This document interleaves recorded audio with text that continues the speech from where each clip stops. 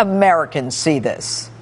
Well, I'm sort of shocked about how much attention this story has gotten, Judge, frankly. I mean, I read the article and I said, gee, there's nothing there. They had one page of one of his tax returns from, 15, 20 years ago, saying that he had a large $900 million loss on some of his business operations. Now, look, every farmer watching the show, every rancher, every small businessman and woman knows that when you have a loss, you are allowed under federal tax law to carry that forward, Judge, and you can use that to offset against the profits that you make in future years. It's a hallmark of our current tax system. The New York Times article makes it seem like it's some kind of scandal that Donald Trump had this 1 year of loss, and then they have only insinuation, and they kind of imply that he didn't pay any taxes, but they have no idea. They don't have. Thank goodness they don't have his tax returns. The Trump campaign neither confirmed nor denied, right, Steve?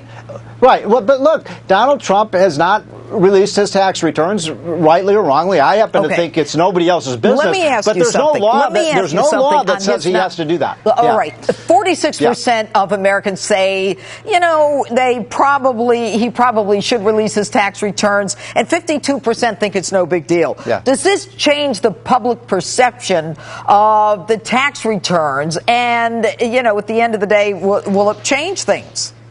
Let me give you the best reason why Donald Trump, I think, would be foolish to release his tax returns. By the way, I've never talked about this with him, so I'm not making that. Thinks he should. But go ahead. Here's the most important reason. The left is obsessing about all of these issues that have nothing, the Miss Universe, this tax return story, because Hillary Clinton doesn't want to talk about the issues of the day. She doesn't want to talk about the economy. She doesn't want to talk about jobs. She doesn't want to talk about law and order. She doesn't want to talk terrorism. Steve, Donald Trump is given them the ability to not focus on that by talking about Miss Universe. That's right. He's got to be more disciplined, no question about it. But let me go back to your issue about whether there was a crime perpetrated here. There was a crime perpetrated. You know who it was, Well, Judge? I'm going to get to that. Hold on. I'm going to get to that. That was the person who released these. It appears what Donald did was legal, and even the New York Times admits that. But I want to refer you now to the federal code, which makes it clear. It's USC 7213. Yep. It's unlawful for any person to whom any return or information is disclosed in a manner unauthorized by this title, willfully to print or publish in any manner not provided by law. And this is a felony. So is the New York Times guilty of a felony? They could be. Now, you know the law a lot better than I do. I mean, I'm a tax policy guy, not a tax attorney. But I will say this, it wouldn't be surprising if this was somebody at the IRS. We know that the IRS has been so politicized under Barack Obama. We've seen what's happened with the way they persecuted conservative organizations. So I think this may have been someone within the IRS under Obama who leaked this information. Let me get to this question. Right. The New York Times, a couple of years ago, when they had information that went against their liberal bent as it related to climate change, they actually said, since the documents are acquired illegally and were never intended for the public eye, they won't be posted in the New York Times. And isn't the New York Times showing that its bias is so obvious that it's reported that one of them said, we're willing to be prosecuted to get this out? There's no question about it. Look, the New York Times 3 or 4 weeks ago actually admitted that they are no longer going to be impartial. They feel that Donald Trump is such a tyrant and so bad for America that they don't even pretend to be impartial here. And I love that story you just dug up, Judge, because it shows how hypocritical they are. A number of years ago, they said, well, we can't publish this because this was obtained illegally. They obtained this IRS document from Donald Trump's IRS records illegally, and they publish it. By the way, there's another point here. Conservatives out there who are watching this show, stop getting the New York Times. Stop paying these people. This has become such a liberal. They are no longer impartial. Thanks for being with us, Steve Moore. Okay. Take care. All right. Joining me now with more reaction to this developing story, GOPAC chairman and Republican strategist David Avella and political commentator Danielle McLaughlin. All right, guys, what do you think? Number one, does this story matter to the public? And number two, did the New York Times commit a crime? I'll start with you, Danielle. There's no evidence that the New York Times committed a crime. I just read the statute to you. It's unlawful for any person to disclose information unauthorized regarding tax returns, and it's a felony. Right, and as you know, he didn't give them permission. He did not give them permission. There's probably a statute of limitations issue here. And I can't speak for the New York Times, but I'm not convinced that there's a crime here. Okay, Danielle, statute of limitations has nothing to do with it. They just released the information. Are you saying that they've had this for years, since 1995? No, absolutely not, Judge. This was apparently given anonymously to the New York Times, as you know. Right, and they said they just got it, so there's no statute of limitations. Well, apparently postscript from the Trump Towers. We'll see how that checks out. David, first, is there a problem here for ordinary Americans, and what do you think of what the Times did? This won't change one undecided voter's opinion.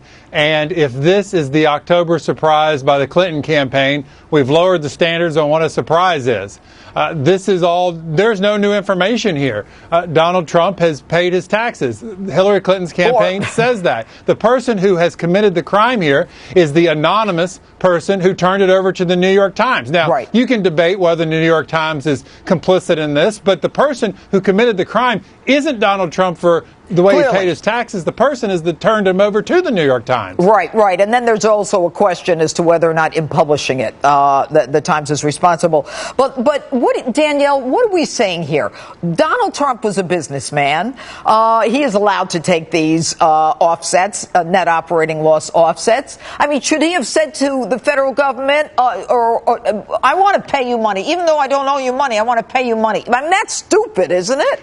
I think there's a difference between what is legal and what is moral. And I think American voters want to see a leader that has carried their own water. If you're going to walk the talk, you should talk the talk. Sure, he took a huge business loss, and he did not pay, it appears he didn't pay taxes for 20-odd years. How do you know that? Well, I'm saying there's an appearance, and many tax specialists have said there's a reason that he's not releasing releasing But no one's seen anything other than a page from the 95 return. Right, and tax specialists, and I'm not one, have said 20 years you can basically not pay the tax because you've taken such a huge loss. Right, you can move it forward. Right. David? Tax accountants make a living off making sure Americans pay what they need to pay, but get the maximum benefits to what the current tax code says. Let me also remind everybody, Judge, Americans vote with their pockets. And that's why Americans leave high-income tax states and move to low-income tax states. It's why states like Connecticut lose population and states like Tennessee pick up population because they don't have an income tax. Americans don't have a problem with using the tax system to their advantage. All right, David, I want to get to another question. And during the debate, one of the things that Hillary Clinton said, all of you watching tonight, to know that he's paid nothing in federal taxes because the only years anyone has ever seen were a couple of years, she was referring to 78 and 79 when he was trying to get a casino license. There's something in me that tells me she knew this was coming to the New York Times, and that's why she bumped it up in the debate. Do you think she knew, Danielle? I don't think she knew. I don't think she knew at all. I mean, I don't think she's probably surprised because most people who are watching a candidate who gave Mitt Romney a very hard time about his tax returns, who gave President Obama a huge amount of trouble for paying only 20% of taxes in his 2008 tax return. You know, he has put this, when he's been in the peanut gallery from the sidelines, he's been throwing shells and he's been giving people who are running for president a huge amount of trouble, and it's only fair, frankly, that it comes back to him. Well, at the end of the day, don't you think Americans are thinking to themselves, I want a smart guy, especially a guy who says, I'm going to get rid of this tax code and the absurdity of what people have to go through to understand it and to follow it? Well, the Trump campaign has called him a genius for doing this, but let's be honest, it's his lawyers and his accountants. So anyone with money can hire the best people to do their taxes. It's ordinary working Americans who don't have those advantages, and I think people are standing up and saying, it should be good. If it's good enough for me, Donald Trump, it's good enough for you. Yeah, well, maybe they ought to change the tax code so they could take advantage of it. But let me ask you, David, isn't it kind of ironic that what you've got are the Democrats saying, shame on Donald Trump because he took a legal tax deduction, and they're not saying anything that she actually erased classified emails that the FBI director had to swear and say she not only lied about it, but she released and deleted our personal, I should say, public documents. Exactly, Judge. The Clintons have decided, the Clinton campaign has decided, we have to make him look like he has used laws to his advantage just as we have, so that we're all the same. We're all in this. And the reality is she has been doing this for 30 years in government. And you point out a number of great examples. There's all the advantages she did with the Clinton Foundation, how they used that to benefit themselves. So her strategy is now is that, well, you might say he's just as bad as I am. Let's muddy this all together. All right. And very quickly, because we got to go, another week of talking about his tax returns as opposed to the issues. Will the VP debate change it? Yes or no, Danielle? I think it will. I think okay. that, David? I think it will. No. No? Okay. Good to see you both, David Avella and Danielle McLaughlin. Thanks so much. And with just 37 days until Election Day, the polls continue to show an extremely tight race. Here with more, University of Virginia professor of politics Larry Sabato joins me now. Good evening, Professor. Thanks so much for being with us. How's the crystal ball? The crystal ball is, crowdy and cracked as it always is, but, we're making do. All right. So she has a 3-point bump after the debate. In a volatile race like this, does it matter? Is it permanent? I mean, does the VP debate affect it? Well, look, nobody knows whether it's permanent. You get a bump up after something good happens. She got a big bump up after the Democratic convention. As you know, it all faded. It took a while, but it all went away, and we were in a tied race. And then the first debate was judged by the polls that I saw as being favorable to Clinton, and she got a 3 or 4 point bump out of it. Although we haven't seen a lot of polls yet. In fact, the Fox poll was the only good national poll that I've seen. That came out Friday, so we'll see. Right. We have some background polls, state polls. All right, and what we're looking at, Hillary Clinton in a two-way race beats him, and Hillary Clinton in the four-way race beats him as well. But let's talk about the fact that we've got this very unusual kind of sense of the electorate where they're like, you know what, I'm going to vote against that person as opposed to voting for my person. And so it's almost like it's not pro-candidate, it's anti the other guy. That's absolutely true. I think it was one of the Fox polls that showed 57% of American voters were saying they're not really going to the polls so much to vote for a candidate. They're voting against somebody they really don't want to become president. It's a phenomenon called negative partisanship. And frankly, Judge, we have such a deeply polarized electorate right now that is the way it's going to be for the time being. This election and maybe some future elections as well. All right. The recent comments that Hillary Clinton made about the basement dwellers, the millennials, and the fact that, they want free college tuition and it's a false promise. Millennials could be the turning group or the group that turns this election, yes? Well, they actually are a larger percentage of the vote than many people think if they turn out. And it's pretty clear that, at least to this point, Clinton has not been drawing nearly as strongly as Obama did twice. He got between 60 and 66% of the millennials in his two elections. So Clinton has a long way to go. Those comments won't help her.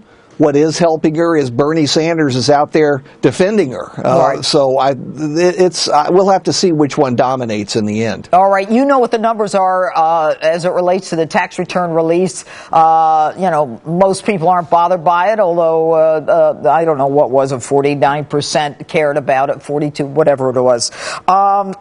Does this muddy up those waters? Do people say, now I really want to see them? Yes, supporters of Hillary Clinton and maybe some of the third-party people. Judge, there's one thing we've learned about the Trump campaign. Nothing he does is going to cost him a voter. Remember when he said, I could go out on Fifth Avenue and shoot somebody and I wouldn't lose any backing? Truer words were never spoken this year.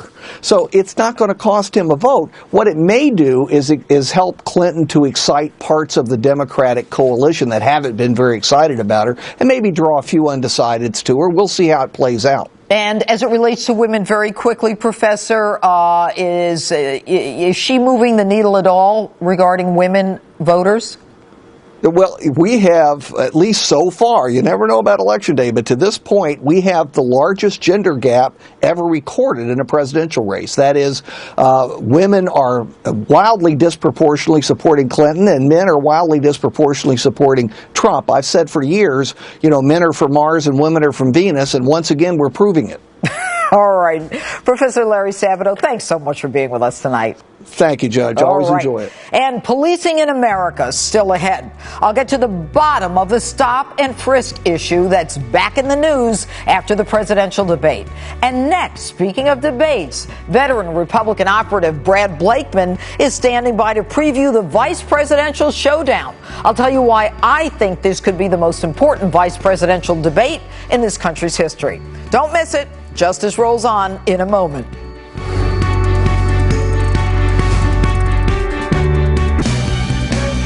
We're less than 48 hours away from the vice presidential debate showdown between Mike Pence and Tim Kaine. What effect will it have on the race as Trump and Clinton continue to campaign hard and battle for those swing states? Let's ask former Deputy Assistant to President G.W. Bush, Republican strategist Brad Blakeman. All right, Brad, for the first time, we're going to have Americans voting for presidential candidates. One, Hillary Clinton, 69, and the other, Donald Trump, 70, when they go to vote. So is this debate between the vice presidential candidates significantly more important given the advanced age of the presidential candidates? I think you're absolutely spot on. Sure it is, because the American people have to see that the people who are representing the second spot can move up to the first spot if, in fact, they are called upon to do it. So the first test of a vice presidential nominee is, can you be president? And the second test is, can you defend the number one? And that's really their main job, because when they're the vice president, that's exactly what they're called upon to do, is to go out and sell policy. Right. Now, we saw that Hillary baited Donald in that debate. Is Kaine going to bait Mike Pence on a social issue that doesn't seem to be that big, right now in terms of the election itself? The fact that he is pro-life and that he is against gay marriage. How's he going to handle that? I think he won't take the bait.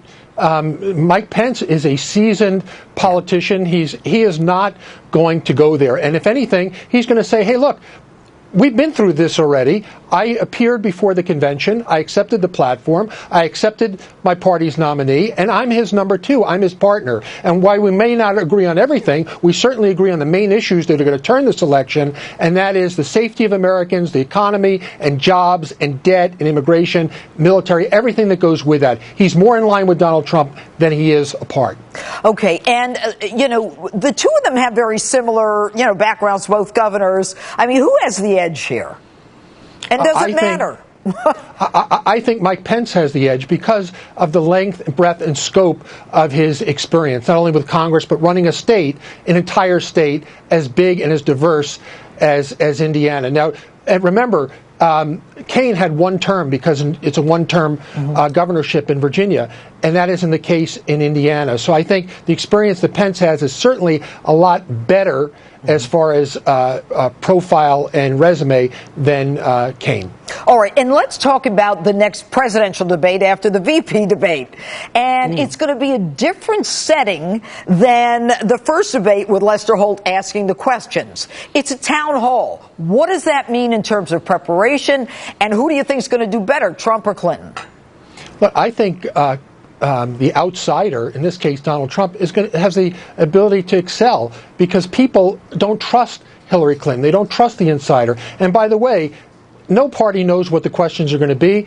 The individuals are going to stand up. The test at a town hall is connecting with the questioner, giving empathy to their question, giving detail to their question, satisfying them. And if he's able to satisfy that person, it's a microcosm of people who are watching on TV. Connection is the main, but also you can attack your opponent through the question, but you can't not answer the question in a town hall.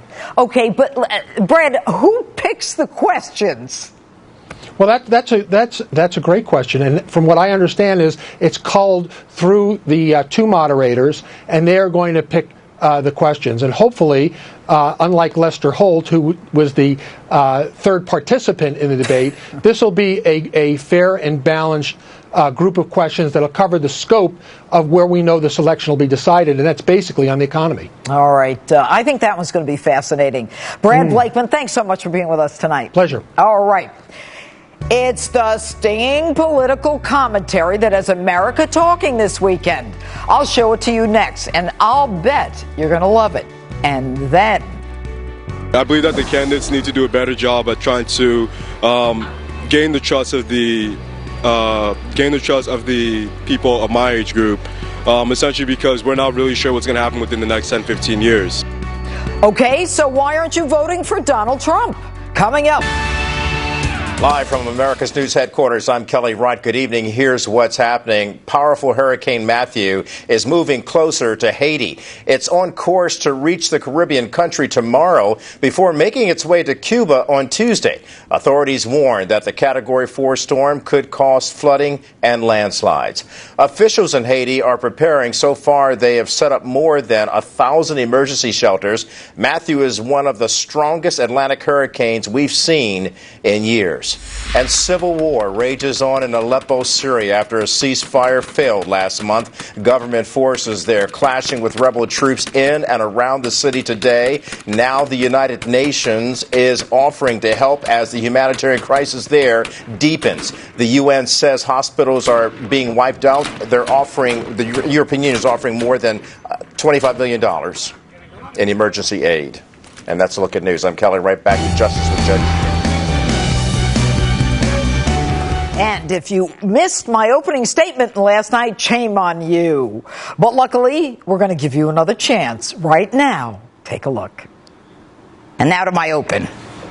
The presidential election in 38 days now comes down to the battle of political corruption versus truth, where one candidate chooses political correctness, the other brave enough to state the obvious. One says things not politically correct, not run through the prism of the contemporary political lens. The other says things that are oh so perfectly politically correct, considers words carefully, filters them, and then flat out lies to our faces. All the while, anarchy on our streets, riots against the one line of defense that separates us from chaos, kids shot on playgrounds with little notice, and virtually the same number of people killed in one city, Chicago, than died in the Iraq War. And now global terrorism enters the homeland. One candidate sees the turmoil, the other says everything is great and life is beautiful, and prefers to talk about name-calling and the implicit bias that we have. Lester, I think implicit bias is a problem for everyone, not just police.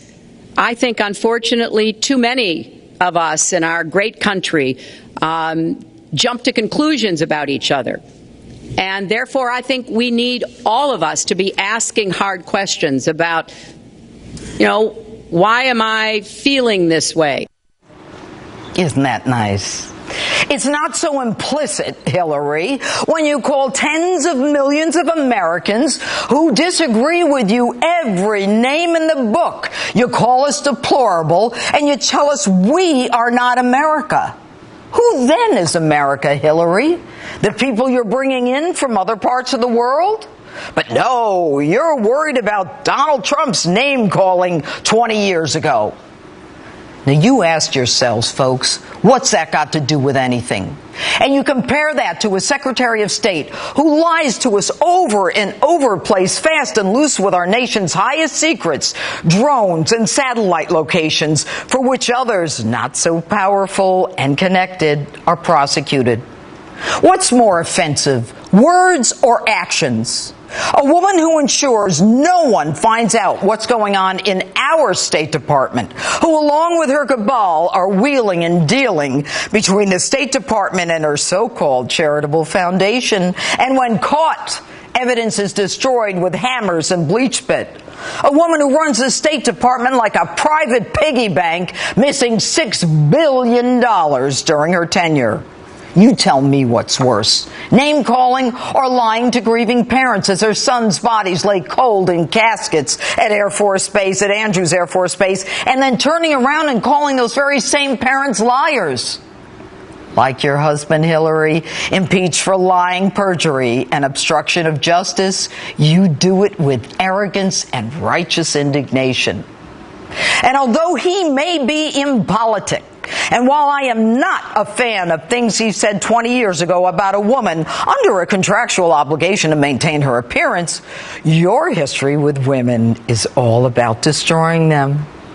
When you represented a pedophile who raped a 12-year-old girl, raped her into a coma for 5 days, her reproductive organs destroyed, you not only laughed when your pedophile client passed a lie detector, but you trashed an innocent sixth grader, a victim, saying with no factual basis she sought out men like her rapist and she was mentally unstable.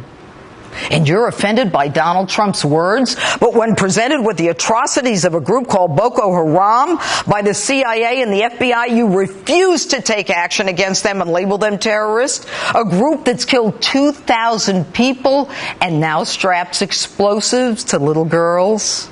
Might your relationship with your friend, Gilbert Chaugary, a convicted Nigerian land developer who gave tens of millions to you and your foundation and global initiative, be the reason? The way you, Hillary, and your progressives fight terrorism is with a hashtag, Bring Back Our Girls. You don't support women, you destroy them. Whether it's all the women who accused your husband of serial marital infidelities, sexual harassment, or, yes, rape. Instead of protecting that 12-year-old, protecting a college intern, protecting a woman who claimed to be raped, your job, ruin them. Destroy any woman who gets in the way of your ambition. None of it the predator's fault. The war room created to assault the right wing, the crazy women desperate for attention, who wanted publicity, like Jennifer Flowers, who you said you'd like to crucify. You called her trailer trash. And Monica Lewinsky, you called her a narcissistic Looney Tune. Until we found your husband's semen on her dress. And Juanita Broderick, who says you threatened her. And I don't know what you said about Paula Jones, but you and your husband had to pay her $850,000 for your husband's sexual misdeeds. And you call them all bimbos. She's gaming you, folks. She takes money from countries who stone women for adultery to death. They kill them. They throw gays out of buildings. They kill them. This is a woman who's corrupted the State Department, the Department of Justice, and now, I am ashamed to admit it, the honored tradition of the Federal Bureau of Investigation. What's important, folks, are not words. What's important are actions. What's important is how one candidate has chosen to lie about issues that involve the government of the greatest nation on earth. One candidate who has chosen to lie about how she conducts the business of the United States of America, our business, the people's business, the governance of our nation. And now that you know what she is capable of, what's more important to you, political correctness or the truth? And that's my open. So which candidate is right when it comes to policing and stop and frisk? We're going to be talking about that. And next, Donald Trump and those millennials. How does he win them over? Back in a moment. Every 15 minutes, Fox News headlines 24/7, Channel 115. Developing tonight, new calls from Donald Trump for Bernie Sanders to pull his endorsement of Hillary Clinton. This after leaked audio of Hillary Clinton was released from back in February of this year, where she talked negatively about Sanders supporters. Take a listen to a portion of that audio. This is Hillary talking about millennials who were then supporting Sanders because they like free tuition and free health care. They're children of the Great Recession. and they are living in their parents' basement. The idea that maybe, just maybe, you could be part of a political revolution is pretty appealing. It's a false promise. But I don't think you tell idealistic people, particularly young people, that they bought into a false promise.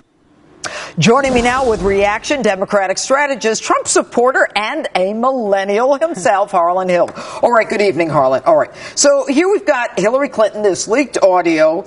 There's just a deep desire to believe, that we can have free college, free health care. It's a false promise. But I don't think you tell idealistic people, particularly young people, that they bought into a false promise. How do millennials see that? Well, one, if it's a false promise, why is she promising it now? No, seriously, ask yourself that. And I think that just demonstrates that she's willing to say and do anything to get elected. She doesn't believe this. It's just like with TPP. She has backtracked and been on so many sides of different issues. I don't know where she really stands. Okay, so if I'm a millennial, and there are 83 million of them in this country, and she's calling me a basement dweller and saying, that you're stupid to believe this stuff, where's my loyalty now? Well, to an extent, she's right. Too many of my fellow millennials are living at home, and it's because they are victims of Obamanomics, economic policy that she promises to continue. I mean, it's stagnant economic growth. We're graduating from college with enormous debt, no job prospects. So she's right to an extent. Too many of us have been left behind by this economy, but it's ridiculous to think that her solutions are going to fix anything. Okay, but then doesn't that move them toward Donald Trump? Because in terms of the economy, he always beats her on that issue. If it weren't for the media, I'd say so. But they have been so successful in characterizing him or mischaracterizing him as a racist and misogynist. And if you know Donald Trump, if you've ever met him or if you've been following him for years, you know that that's not him. You know that that's not him. Okay, so these millennials, basement dwellers, as she refers to them, how do you get them interested in this campaign? Are they even going to come out and vote? I don't think so. I think that most millennials will stay home. A certain percentage of them will come out, but that would spell trouble for Hillary Clinton. Look, millennials, African Americans, they were really important. They were essential to the Obama coalition and his victories in 2008 and 2012. If they don't turn out for her this year, she cannot win, in my opinion. All right. You know what's interesting about that, Harlan, when you say that is, according to a Fox poll, 9 out of 10 Romney voters are with Trump, but only 8 out of 10 Obama voters are with Hillary. Absolutely. So she's not even doing as well with her base, and Trump is even doing better. Absolutely. And you know what? I'm convinced. I'm among a lot of silent Democrats. For a while I was silent because I was afraid of the blowback from declaring the fact that I'm a Democrat that supports Donald Trump. A lot of people are closeted. And I know of other Democratic consultants just like me that are not willing to risk their career and their friends to support Donald Trump. But they will do it when they vote on Election Day. All right. And with the VP debate, does that impact anything? I don't know. I mean, what I'm looking for is, I think that Governor Pence has been really professional up until this point. I mean, he's just a class act. I think that he'll do great in the debate on Tuesday. Okay. And look, we hear about the Fox News poll in the 4-way race. Hillary beats Donald, and in a 2-way race, Hillary beats Donald. It's got to be the 4-way race at this point because it's not like Gary Johnson and Jill Stein can drop out. Oh, no way. I mean, they're both going to stay in. And look, and that's at the expense of Hillary Clinton. If they were to drop out, I'm convinced that she would overperform. But in a 4-way race, Jill Stein, I spoke to hundreds of them outside the debate. Those are people that would have otherwise been in her column. And they're not. Jill's pulling them over. So Jill Stein hurts Hillary. Absolutely. All right. Absolutely. Harlan Hill, always great to see you. have It really you. is. Thank you. All right. Stop and frisk becomes a topic in the race for president. That's next.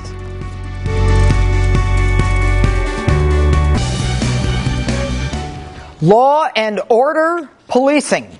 Issues that have always been a part of my job as DA and a judge.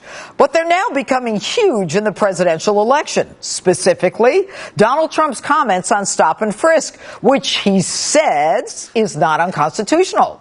Joining me now is radio host and author of The Big Black Lie, Kevin Jackson. He's also a Fox News contributor. All right, Kevin, you and I both know that there is a United States Supreme Court case called Terry versus Ohio that says stop and frisk is constitutional.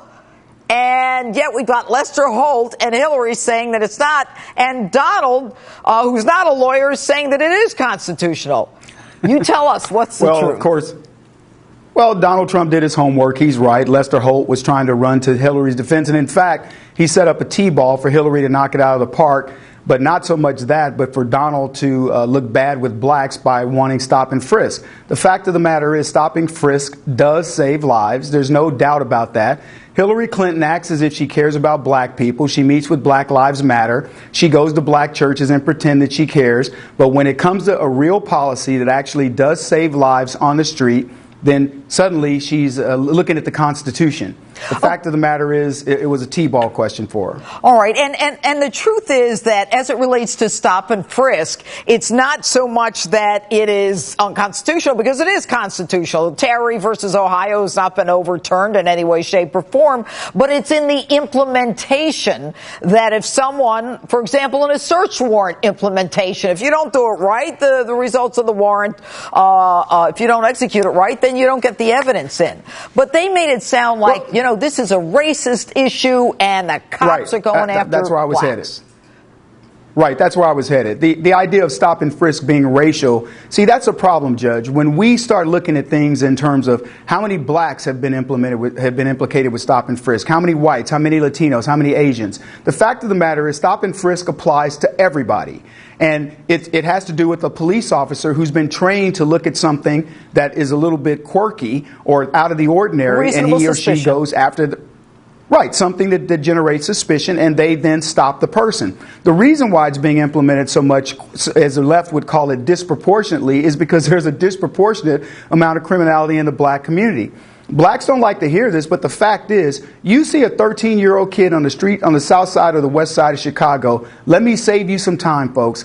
That child is probably armed. Don't think of him as a kid. Don't think of him as a little teenager that's headed to college or whatever in 10 years or whatever number of time. That is a kid that will kill you for no reason. And it isn't that blacks are more likely to do that, Judge. It is a circumstance set up by the left that have led these kids into hopeless situations. All right. What about when Donald Trump uses the phrase law and order? I've heard, several Democrat pundits say that's a dog whistle. I mean, that's what I did for 30 years. I was kind of proud of it. And now it's a dog whistle to racism to say law and order?